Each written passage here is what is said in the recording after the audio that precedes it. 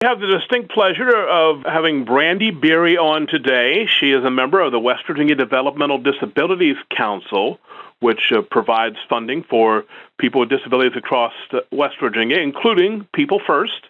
And also, it's been a year and a half or so ago, she expressed interest in starting a People First group, and a lot of work has gone into doing that, and there is now in the Eastern Panhandle of West Virginia, a People First group and a chapter of the ARC, and because we're trying to encourage people to create more chapters around the state of West Virginia, thought it would be interesting to find out the thought process, some of the different things that went into creating a group, because my understanding, you have, based on the information you've sent us, you have a successful group, you have elected officers, and are having meetings. So welcome to the program. We appreciate your time very much. Thank you. What sparked you to want a People First group in the Eastern Panhandle to begin with, and then we'll get into how you actually made that happen? Because I know it took a lot of work and time and dedication, but how did it all start?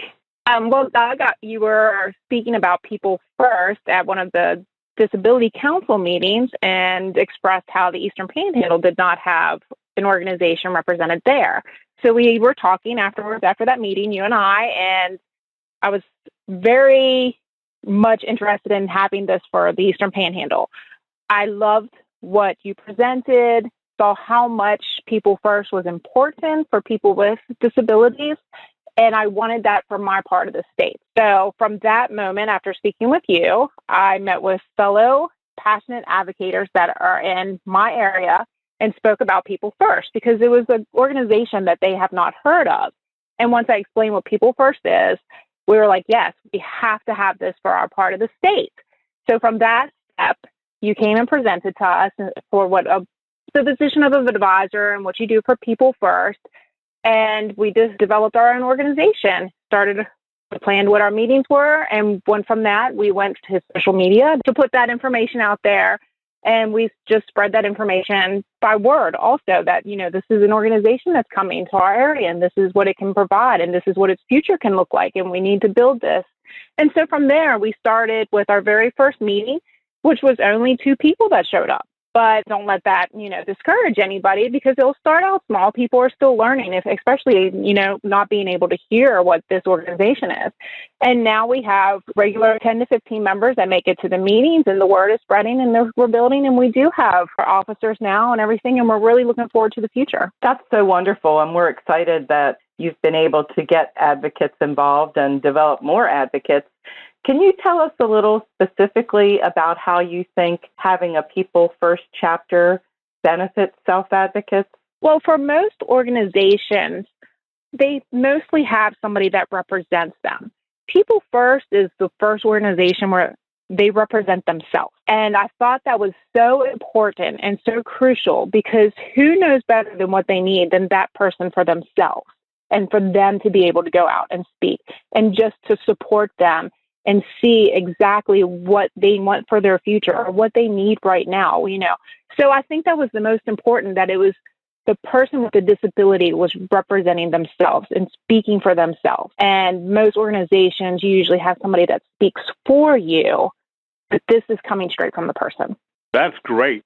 Could you get a little bit more into the nuts and bolts of how you reached out? Because we have people who, we have a group, or we're not sure how to find more people, or so how did you go about, did you already know some people with disabilities that this would benefit through a workplace or a school, and how did you reach out and kind of spread that word? You said you use social media. We want to encourage some of the groups who maybe have been around for a while that only have 3 or 4, or some have 10 members, but want to keep growing.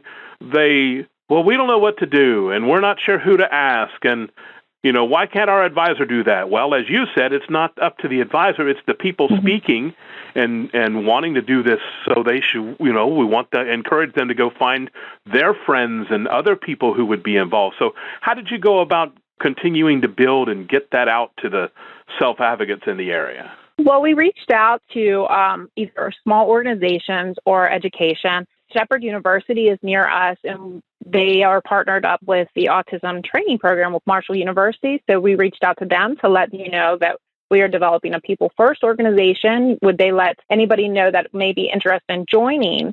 this is a possibility for them. We reached out to the Special Olympics that's in Jefferson and Berkeley County and letting them know that we have meetings and this is what we do.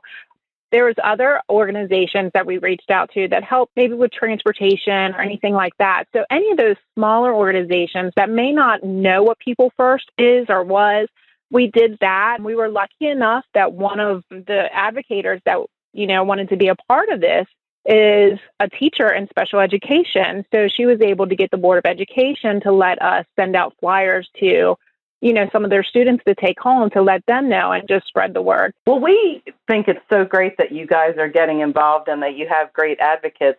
And one of the things that Doug and I believe is that with the support of the West Virginia Developmental Disability Council, we have great tools for People First that we're able to share. Can you tell us how you were able to use the tools that were provided and let us know if they were helpful for you in getting the People First group started?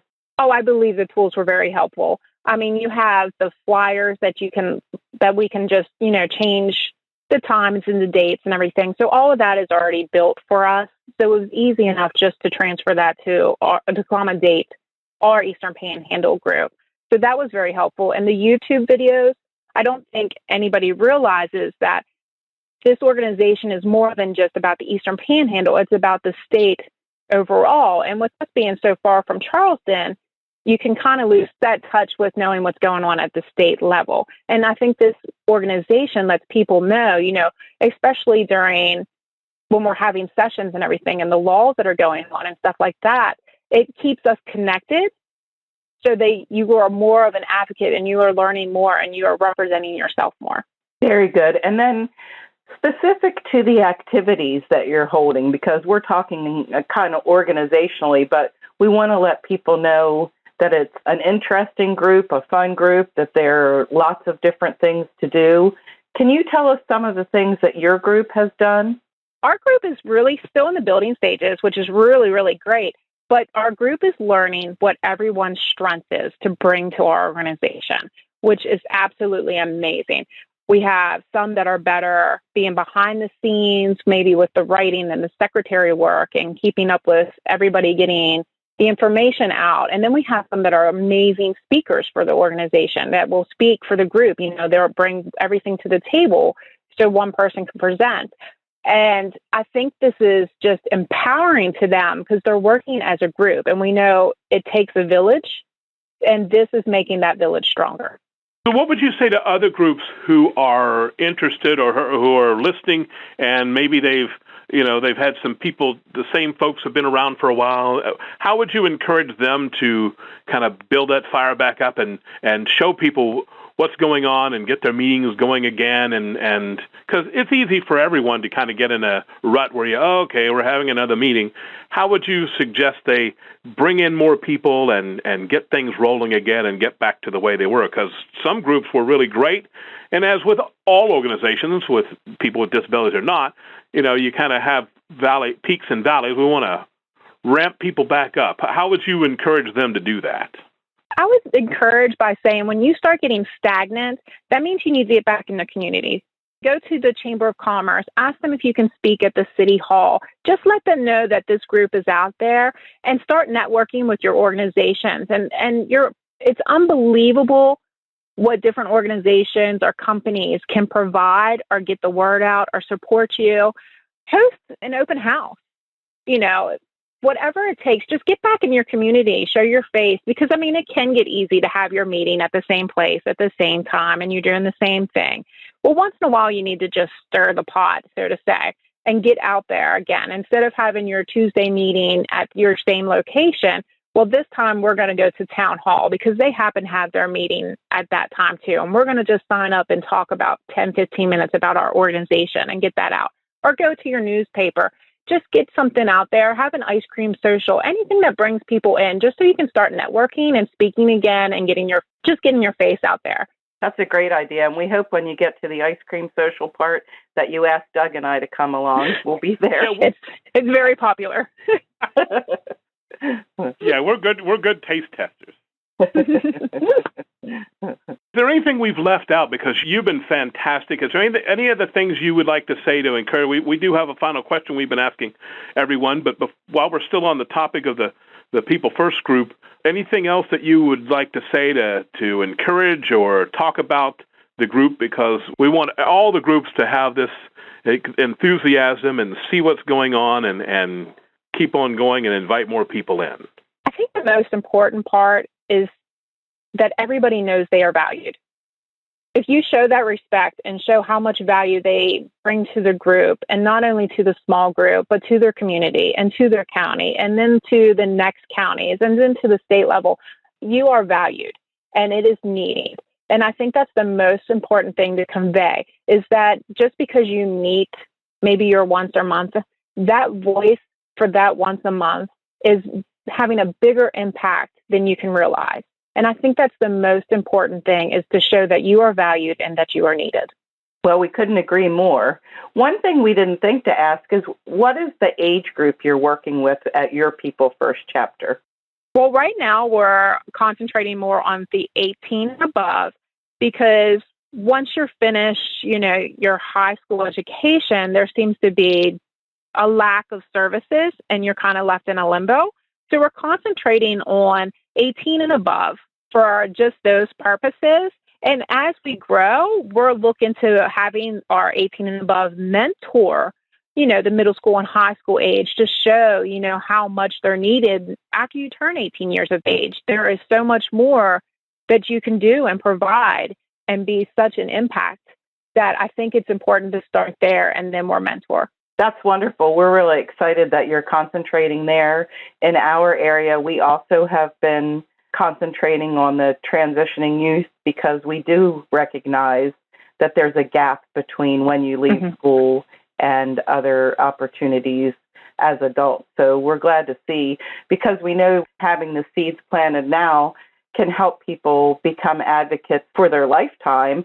And kudos to you for recognizing the value and having people who are learning now reach out and give back and mentor younger people as well. So thank you for doing that.